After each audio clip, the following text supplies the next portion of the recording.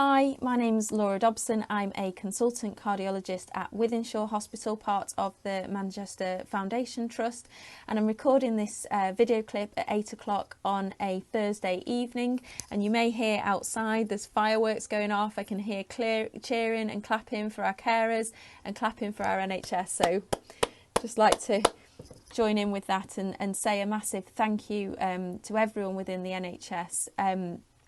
I'm also one of the inaugural fellows of the BCS Emerging Leaders Programme,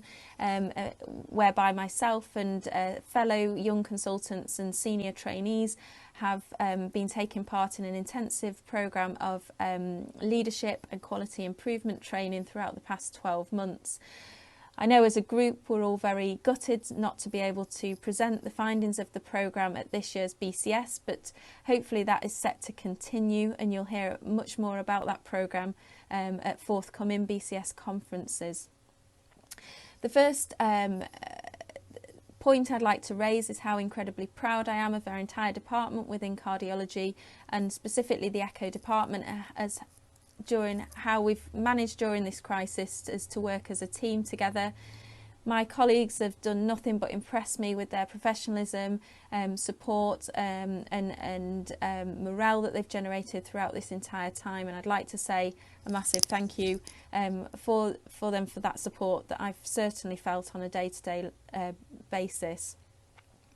Now, we're now about 6 weeks into the pandemic and the dust is started to settle after the initial flurries and trying to cancel things and work out how we're going to work going forwards and battling with whether we're going to be redeployed.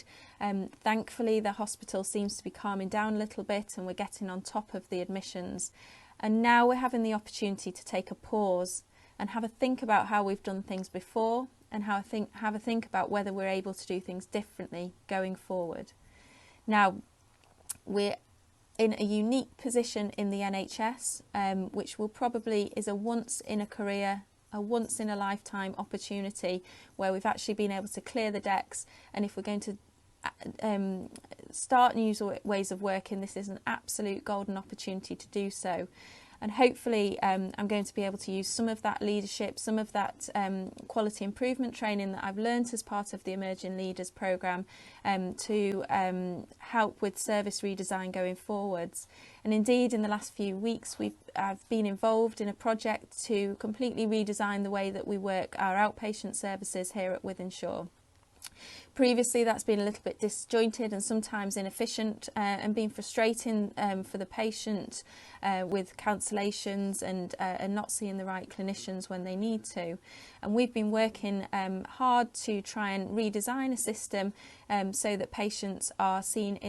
by the right clinician at the right place and at the right time to give them the best evidence-based treatment that we've got. So I've been able to work with transformation teams within the trust and also alongside our managers and fellow clinicians to see whether we can redesign the patient journey to improve patient experience and improve patient care overall. So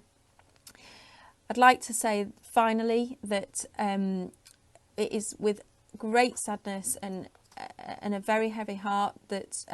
we have to experience this COVID pandemic. We on a local level have lost colleagues that we know and loved and are very much part of the team, and we're greatly saddened by that, as well as the colleagues that we've lost throughout the UK within the healthcare profession. And it would be great for those deaths and those losses to be remembered by us making sure that we use this opportunity to make positive changes for patient care going forward, and that's hopefully part of the legacy that is left behind by this absolutely terrible situation.